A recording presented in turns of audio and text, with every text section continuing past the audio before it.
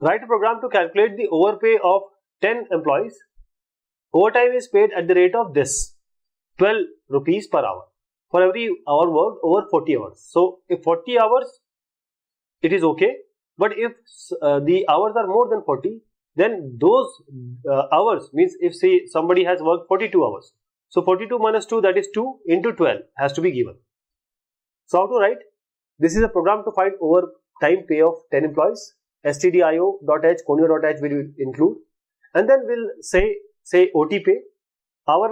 We start with I equal to 1. Then we ask for 10 employees.